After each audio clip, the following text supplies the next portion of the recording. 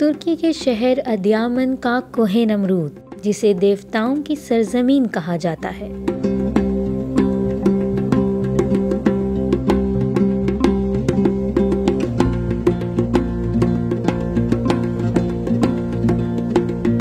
सतह समंदर से 2200 मीटर बुलंद पहाड़ कोहे नमरूद सयाहों के लिए इंतहाई पुरकशिश मुकाम है।